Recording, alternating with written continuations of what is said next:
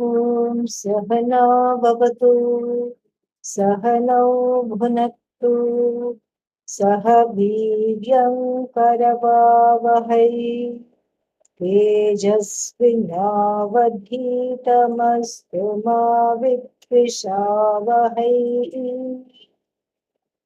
ॐ शान्ति शान्ति शान्तिः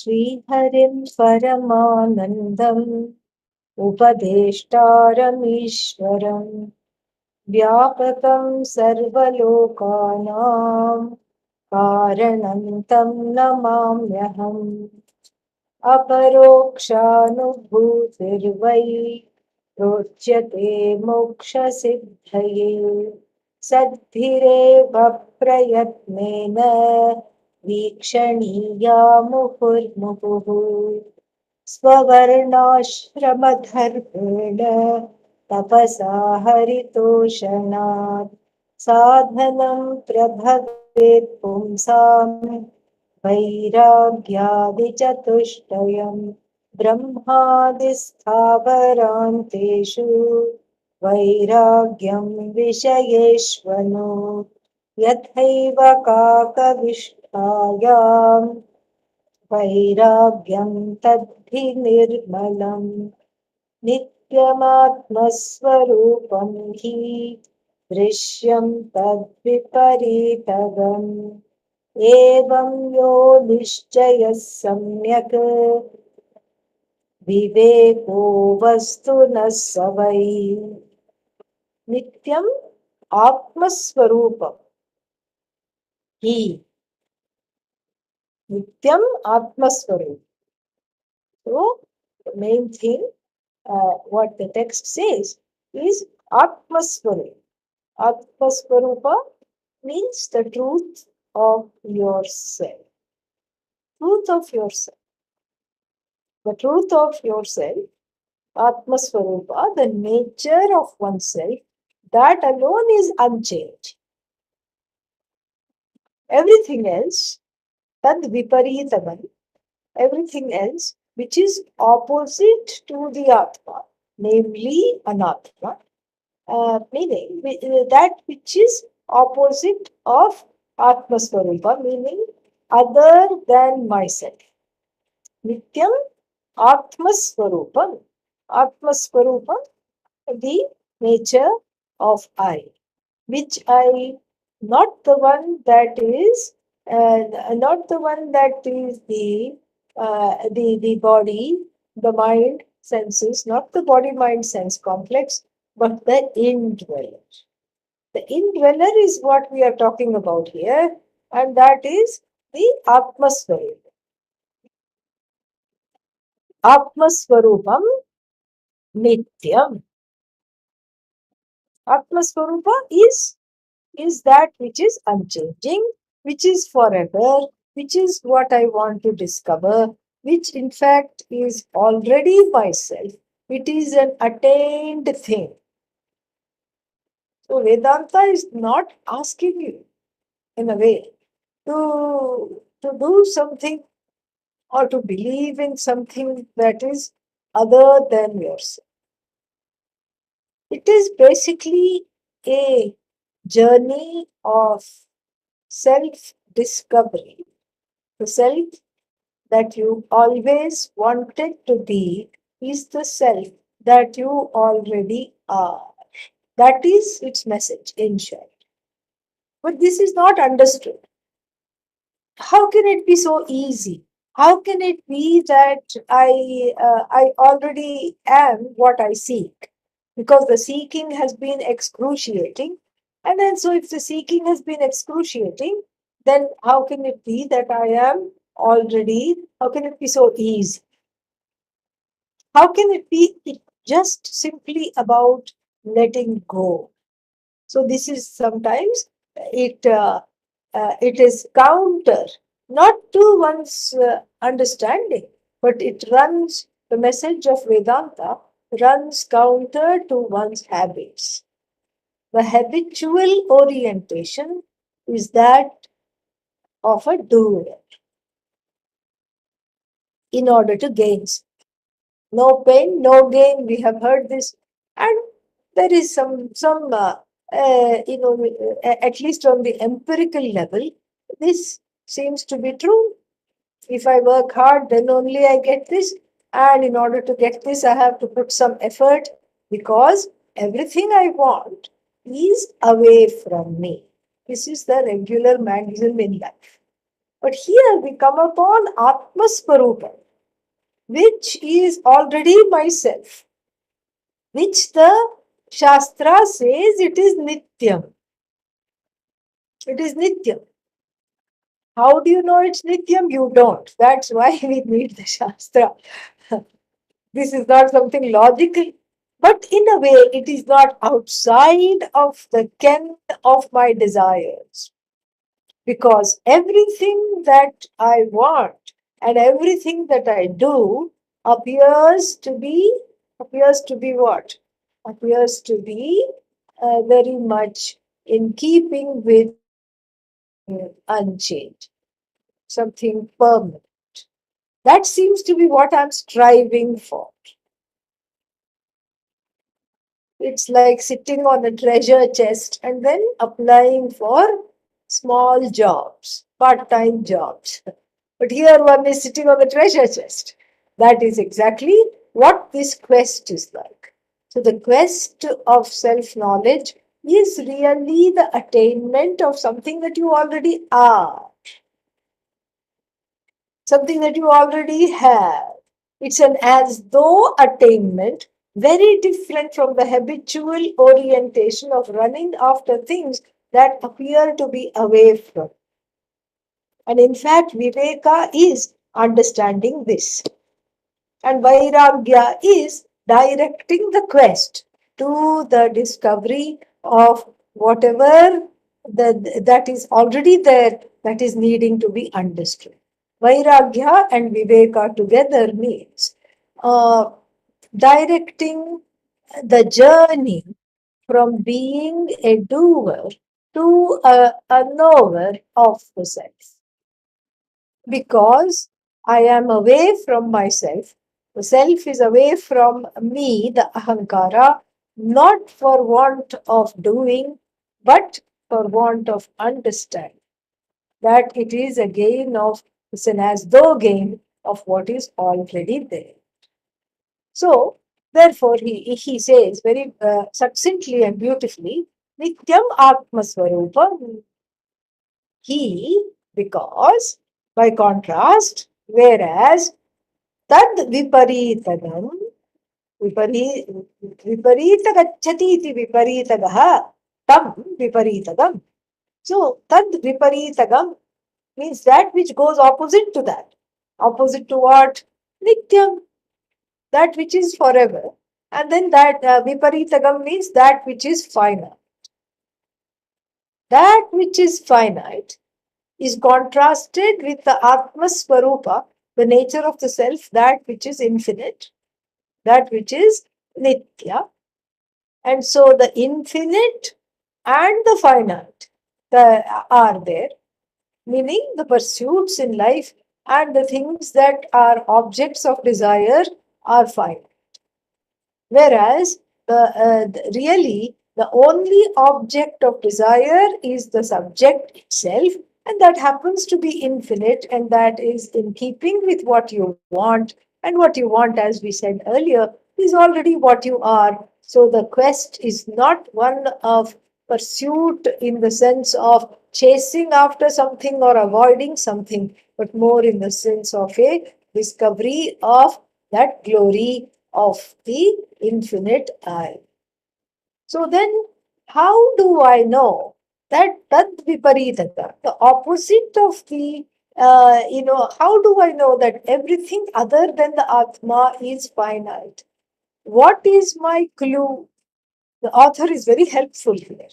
He gives a one word clue to understanding what is the difference between the finite and the infinite, and how do I tell the difference? I mean, I don't know what the infinite is. Where should I find the infinite? I don't know.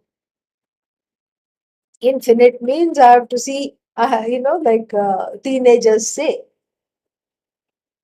to the parents who have gone to pick them up at the airport or something. What have you? Where are you? I have been infinitely waiting for you. So, our understanding of infinite itself is finite. So, how do I tell the difference?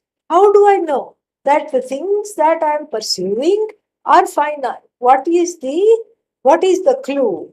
And that clue is in the word drishyam. Drishyam means it is objectifiable through the means of knowledge that I have at my behest. Objectifiable. Objectifiable means what? I can. It is. It is. It is. It is a product. It is a product that can be objectified through the eyes, ears, etc. Pratyaksha pramanani, and also through the various other things, means of knowledge that I have, such as inference. Inference, and then what else? Inference is there, and then comparison is there, anupalabdhi is there. We have talked about all these various means of knowledge that I have, and that is the single and the most important clue that that helps me distinguish between the finite and the infinite. The finite will ever, always be drishya. Drishya means it's an object. It's an object means two things. It is inert. Number one, it is inert. I say this is a microphone.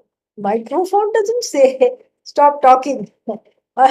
I'm always amplifying what you are saying. I also have a few things to say about Vedanta and also about you. It is Jada. So here, the single observer confronts a world of inert objects. This is really fascinating. So all that is anatma is Jada. If it is drishya, if it is objectifiable, it is Jada. Oh, but then I objectify you. I say, hello, you are going there. And you say hi back. And you are objectifying the Swami. The Swami is objectifying you. What are you talking about? What are you objectifying? The Swami's body. And let's say you're a mind reader. And then you somehow read my mind and say, okay, the Swami wants a cup of tea. Then let's say you somehow intuit that because you're a mind reader. And then, but you're not objectifying me. You're objectifying the body of the Swami, the mind of the Swami. And similarly, when I say namaste to you, I'm not objectifying you. I'm objectifying your body that is moving in space. I cannot objectify you because the I in me is the I in you, is the I in he, is the I in she. But how can you say that? Because we are all talking about this from the standpoint of that singular source of sentience. Singular source of sentience, which is non-dual, which cannot be fragmented. It's not that the part of I is in you and the part of I is in me. There is no parts. We have to part ways with this part psychology. Part by part psychology, we have to part ways with that and say bye bye. So, drishyam means that which is objectifiable, and that which is objectifiable, to bring it down to an understanding, the first thing we have to see is that it is inert. That's why it's an object. It requires a sentient subject to bring it to to bring it to light. Which requires that which requires a sentient subject to bring it to light is what is called object. And that is exactly the idea.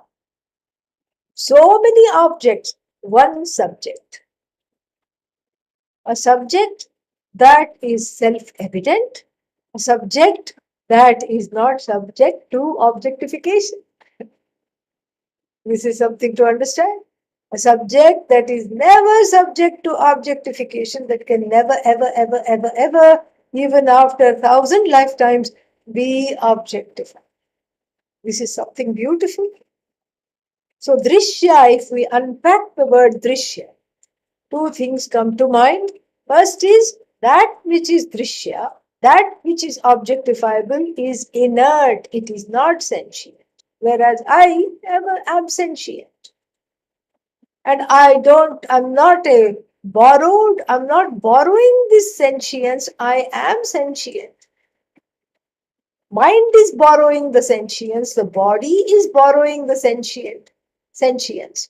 But I am lending the sentience to the body mind sense complex. That's the next place to go. The I, which is self evident I. The I that says, I am here and I know I am here. A knowing that never becomes a not knowing, because at the ontological level, even I am able to objectify my knowledge and I'm able to objectify and observe my ignorance. So when I say I don't know Greek, I know I do not know Greek. That I know, which never becomes I don't know, that is what I am. And that is the source of existence. That's the only thing that really exists on its own. And we cannot even say it, I. I am the only thing that exists without any props, no props. Whereas everything else exists because I exist. Because it is all dependent upon me. Every pot, every thought is dependent upon me to see the light of day, to bring to light. This is just so fascinating, absolutely fascinating. And so, therefore, my existence and the existence of the pot are very, very different. They do not belong to the same order of reality at all. My existence is self existence. And then the existence of everything from pot to thought, cat, bat, hat, rat, mat, everything is what? is is because is because. And so what is the I? Cause. And the rest is because. This is one way to understand. I am cause. Everything else is because. So what is the connection between cause and because? Because depends on the cause. That is what it is. Because can be because there is a cause. That's the thing. And so the because is not self-existence. Existent. Cause happens to be self-existent. Oh, what do you mean to say, I am the cause of the pot? I don't even know how to handle clay and throw it on the wheel. Here we are talking of not literally the cause. We are talking about the nature of this I, which is self-sufficient, self-existent, and which never comes to an end, which is forever. And all the things that I encounter are not outside of this I at all.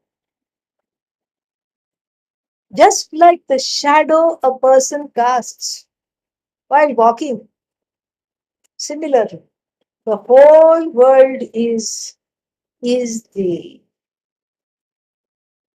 quote unquote product, so to speak, an extension, so to speak, a projection of this Atma. of this I. So the I is a causeless cause, doesn't have another cause, but everything else has a local cause. Pot has a local cause, clay. And what kind of a cause is it? A cause that quickly becomes the effect when seen from another angle in a nice infinite regress. Let me explain what I mean. If you take the ornament, what is the cause of ornament? Gold, silver, whatever you want, some metal. And the metal itself has a cause. You can say that it is because of the smelting process that it has undergone. So the cause of gold, cause of metal is the earth, because it has been mined from the earth. Then what is the cause of earth? And again, one has to say Atma. It all ends up in Atma. Tasmad va etasmat atmana akashas sambhutah. Like this, the Taittiriya Upanishad talks about this. This Atma alone is it's not really the cause, it's a so called cause. And as though cause, because if the causality was permanently imbued or connected to the I, then the I is stuck with being the cause, and the effect will be non-separate, it will be separate from the I. And then we have to say bye bye to what? Vedanta itself, because this is all about non duality. So, the first distinction that we make between the I and the not I is just a cognitive exercise. First, we separate in order to see that there is no separation. The separation is just so that the confusion in thinking that I am the house, I am the pet, I am this, I am that, I am my stress. That in that mix up should go. So in the beginning, the separation is useful because then I have some clues. Okay, this is I, this is not I. Okay, I'm getting too entangled in not I. Let me just wash my hands off and get to a place of objectivity. So let me separate a little bit. But that's not the permanent vision. It cannot be. Otherwise, we'll be hanging with two things. Atma is the refuge of everything, it's the ashraya, and everything else is ashrita. So we have duality, not non dual. Non duality, the beauty of this non duality, the beauty of this viparitaga means that which is opposite to the I, that which appears to be opposite of the I is not outside of the I. That is the second level of understanding. But in the beginning, somewhere we have to start. We have to make a separation. Otherwise, we won't know, we'll be entangled in everything. Like the kitten in a ball of yarn. You don't know what you are petting. Are you petting the kitten or are you petting the yarn? Because it has become one with the ball of yarn. That is not the oneness that one seeks. Oneness with finitude, oneness with all the finite things in the world is the cause of sorrow, is the cause of fear, is the cause of pain. And that is why in the beginning a little extrication is needed, because there is a dysfunctional and often a codependent connection with all the things and the people in the universe. And this codependence was talked about a long time ago by the sages in India. And they said, they came up with wonderful maxims such as Putre pushte aham pushtaha, Putre nashte aham nashtaha. If the child is well nourished and doing what is it's supposed to be doing, if the son or daughter are just, they are fine, they are healthy, they are long lived, and they are going about their day, then my day also goes very well. Fantastic, they are all right, I'm okay. Putre nashte. Supposing something happens, The child, God forbid, has a wasting away disease, terminal diagnosis, or some rare disease for which the parents have to scramble all their resources and everything to get some respite. So there is no cure. They don't know of any cure. But they can extend the child's life. Or even if the child is a grown adult, this fellow, useless fellow, has gone off into fallen into bad company and has some addiction issues, etc. And then what? Parents feel like life is no longer worth living. And one may argue, of course, it is natural. Yes, it is natural. But then what is natural is not always to the benefit of oneself.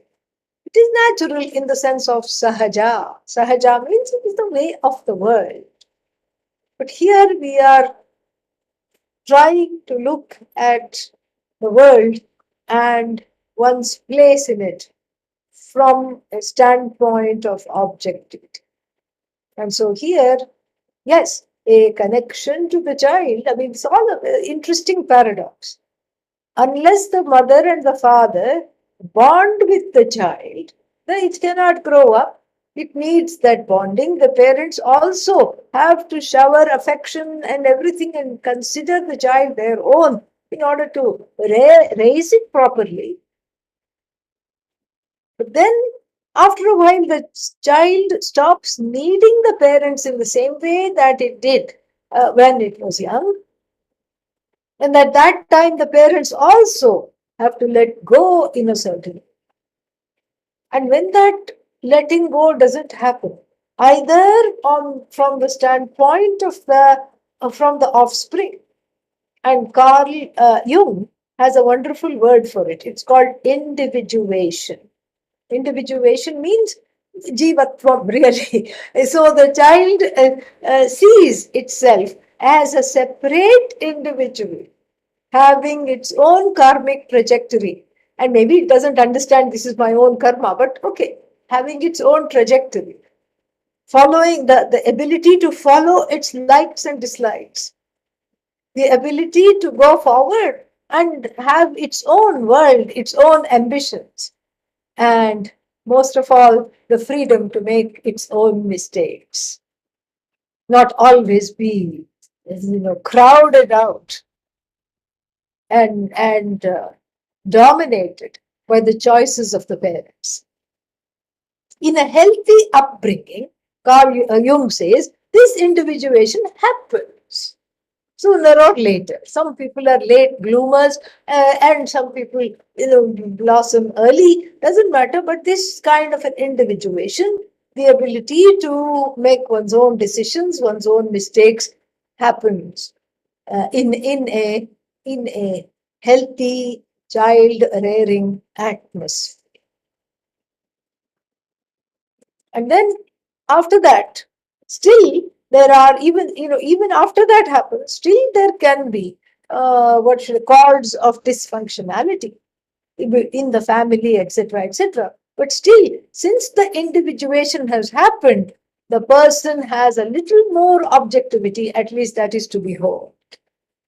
Sometimes the individuation does not happen, or it happens in an inhibited way, because there is a lot of expectations on both sides, and in the natal family and in this offspring, and there is a kind of a for lack of a better term, a failure to launch.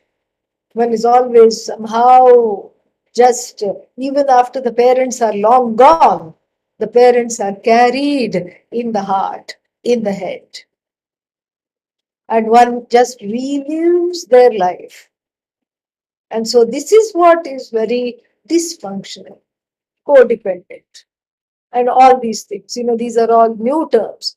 But our sages knew this long time ago, and they said that this is something which is inimical to spiritual growth.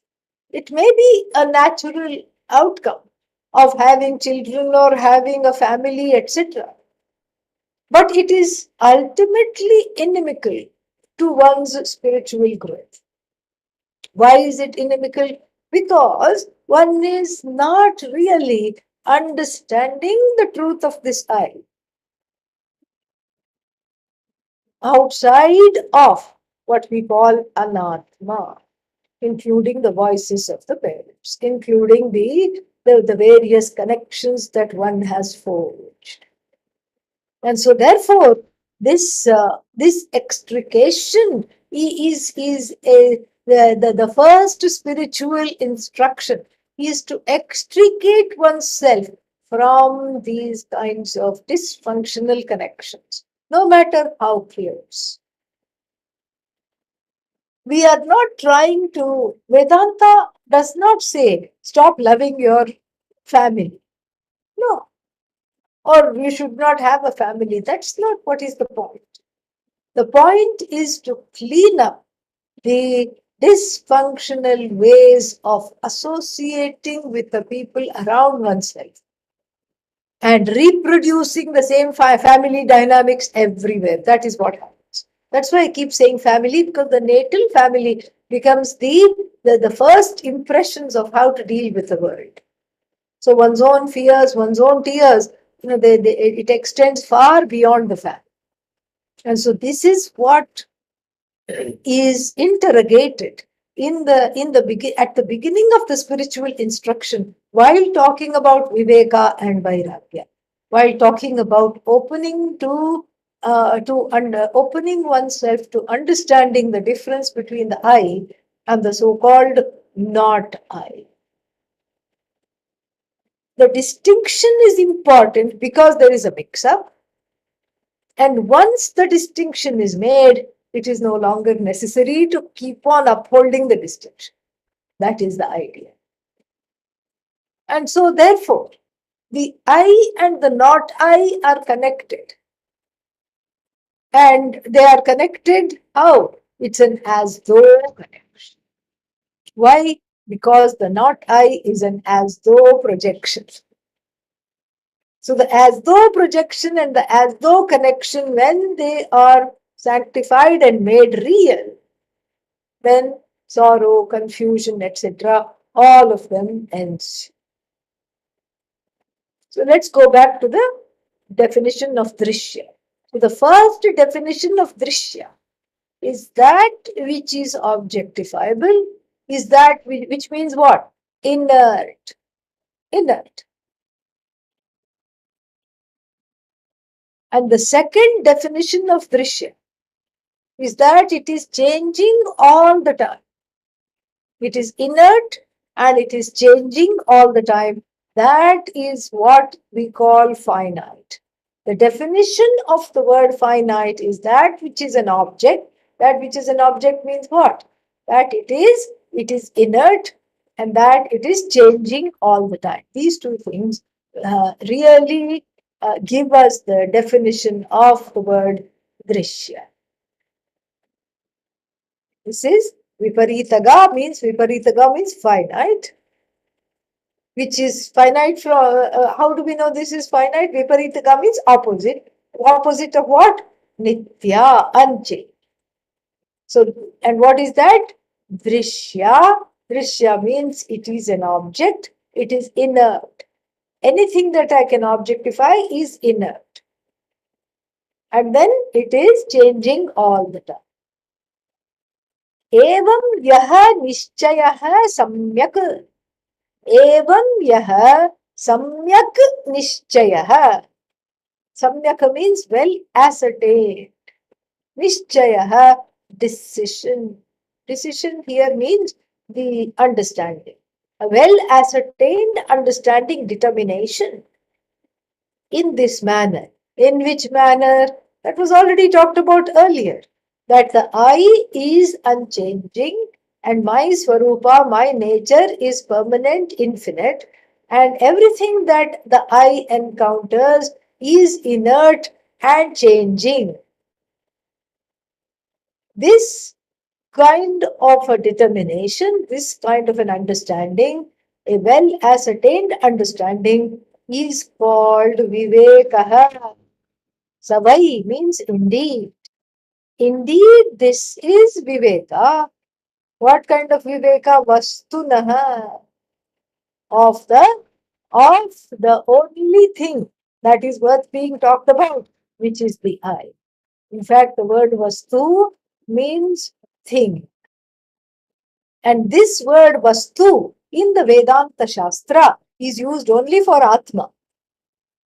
All other things are no things, nothing. Everything else is nothing. Only the Atma is worth being called a thing. So the nature, this is the Viveka, means this is the discrimination, the determination of the Vastu as what? As Nitya, and which is and this Vastu is myself alone. That owning up has to take place. And then in the beginning, how is this owning up? How does this owning up happen? It happens by understanding everything as opposite to that. And whatever is opposite to that means it is changing and it is inert. And therefore, whatever is changing and inert is finite. So this is Viveka. Then after Viveka and Vairagya, the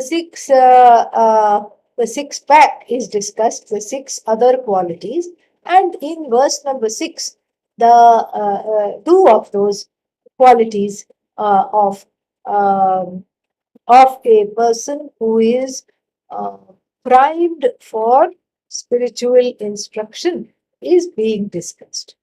Sadaiva vasana tyagaha shamoyamiti shabditaha. Sadaiva vasana tyagaha shamoyamiti shabditaha. Nigraho bhaktavrittinam दम इत्यभिधीयते निग्रहो बाह्यवृत्तीनां दम इत्यभिधीयते. So we'll discuss the last one first, the second one first. Damaha iti abhidhiyate. Abhidhiyate is called iti in this manner. What is it called? Damaha. So Dama is called, this is called Dama. What is the this?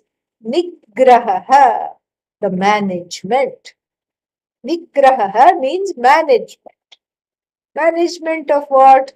Bahya vrittinam nigraha. Damaha iti abhidhiyate. Bahya means external. External vritti naam. Vritti here is, vritti has many meanings, but here it means movements. The movements of the organs. This is called the management of the movement of the organs of action is called Dhamma. This is the translation. Bhakya vritti means organs of action. What are the organs of action? They are 5 in number. And even though it is tempting to say 2 hands, 2 legs, 4, and then something else. No.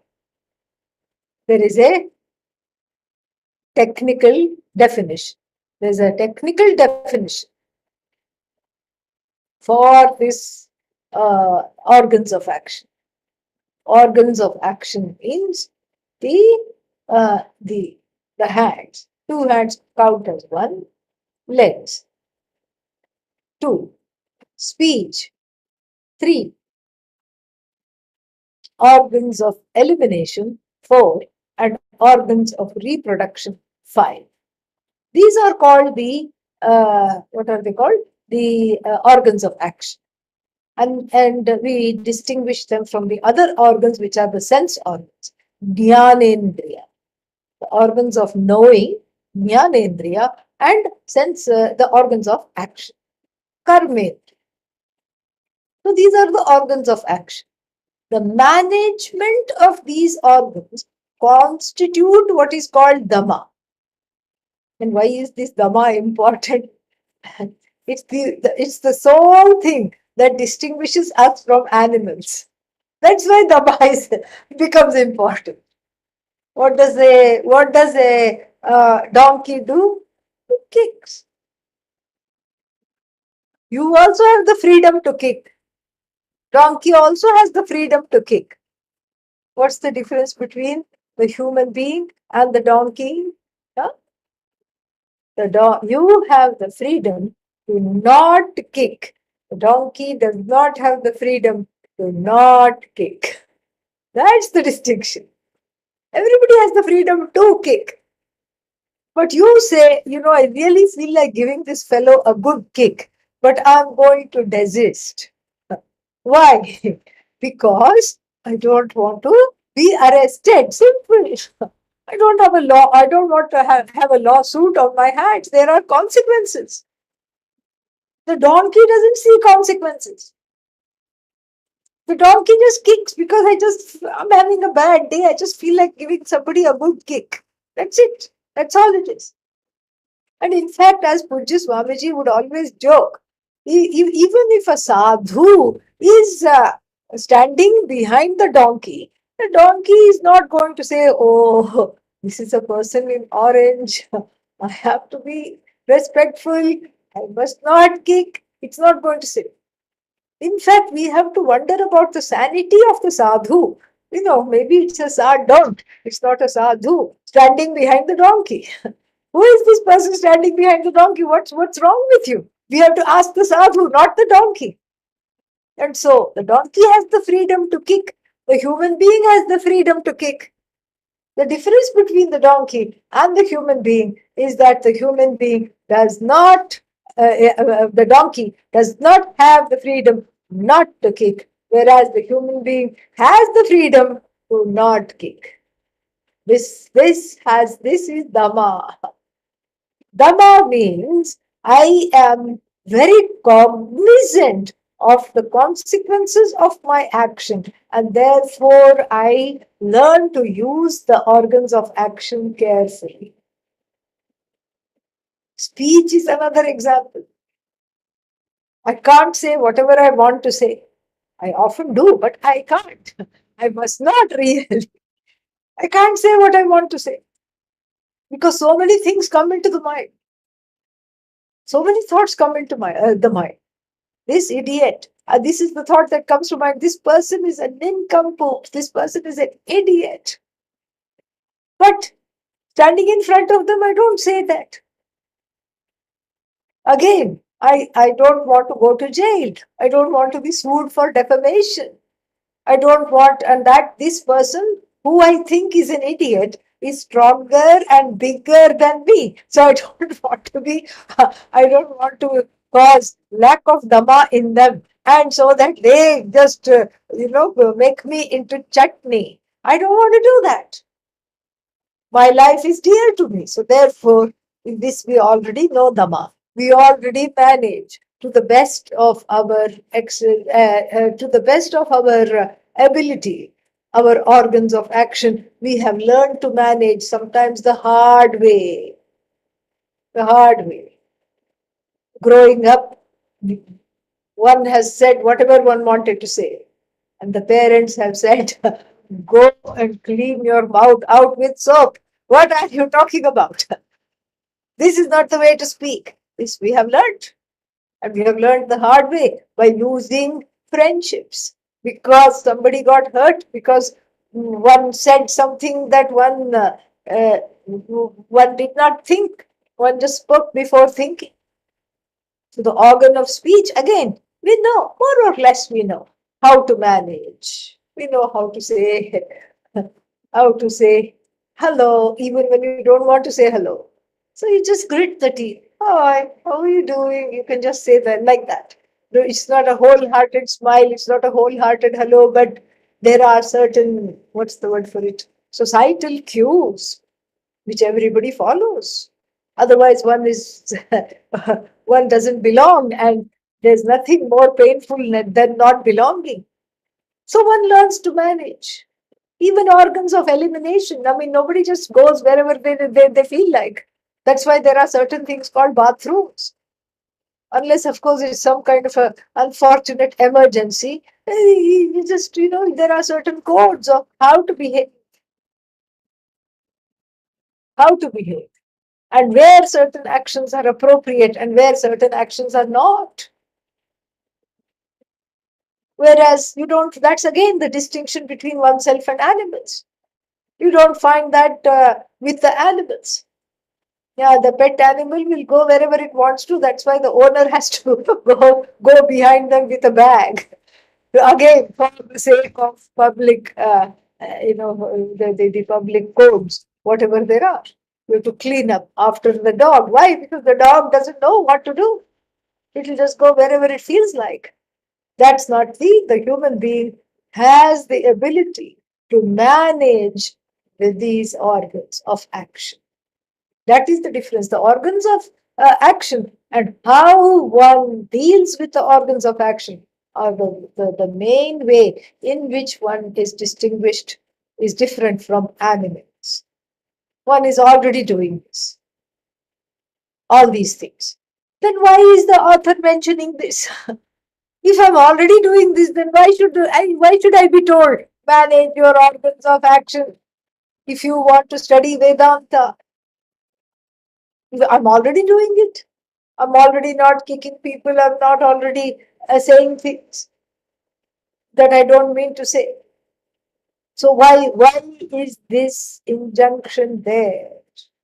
Here, it's a special form of cultivating, like fine tuning Dhamma. Cultivating Dhamma, meaning here fine tuning Dhamma from the standpoint of reprinting oneself as a student of this knowledge. This is a kind of a very sophisticated fine tuning, an extremely sophisticated fine tuning. That is what is called Dhamma. So, what do you mean by fine tuning? The Bhagavad Gita puts it this way: Yuktahara viharascha, yukta cheshtascha karmasu, युक्तस्वप्नावबोधश्च yogo bhavati dukkha. Dukkham hanti iti dukkha, meaning that which gets rid of sorrow, which kills sorrow. So yoga meaning a lifestyle, a committed lifestyle, karma yoga, which is the killer of sorrow, and that has certain ingredients. And here it is called Yukta. The person who is on this lifestyle is called Yukta. Yukta means the person who is together. The one that doesn't have to be carried out in buckets, because the one that just falls apart at every smallest of problems and smallest of situations. This is the one that is called Yukta. And then, so what is the definition of yukta is given in the 6th chapter. Yukta ahara. Ahara means in relation to food. One doesn't keep eating. Here, in fact, one can learn from the animals. If an animal is full and you offer it even its best food, it will just walk away. And or not, even the tiger will walk away. Will look at you and go, yes, you may look tasty, but not right now. I'll come back later. And you walk away, but not the human being. And so, ahara. Ahara means whatever is taken in, and by extending what is taken in, it also, we can also include what one takes in through the internet, what one takes in through the social media, what one takes in, what one allows to go within. Ahara. I mean, this is a kind of an extended definition.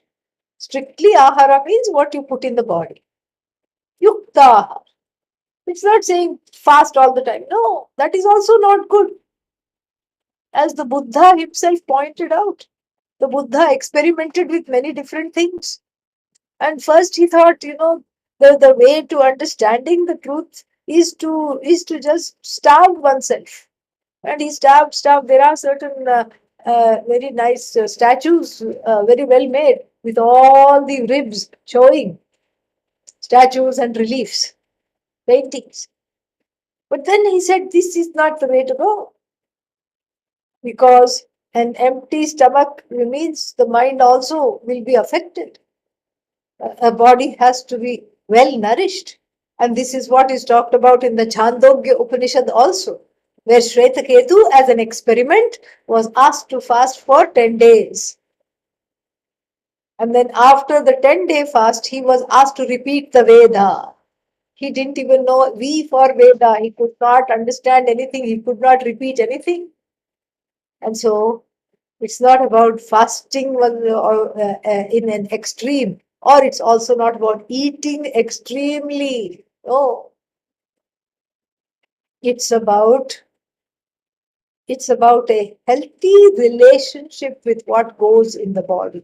Yuktahara.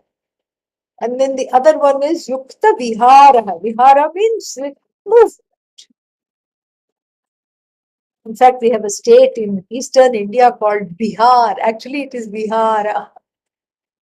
It used to have a lot of gardens and everything where people could take walks. Now it has a lot of industries. That's the difference. So this is the, excuse me.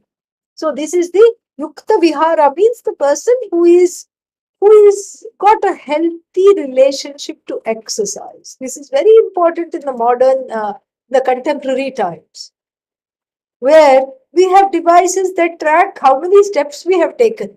And then there is a recommendation, a CDC recommendation, 8,500 steps per day. You have to walk in order to be healthy. And in order to avoid, what is that called, cardiovascular disease and all that, and dementia. That's another thing. If you want to avoid cardiovascular disease and if you want to avoid dementia, 8,500 steps. And that becomes an obsession for people who have this, something, bit fit, Fitbit, yeah. Fitbit, and what else is it called? Some Apple Watch and everything. And all these things. They track every movement.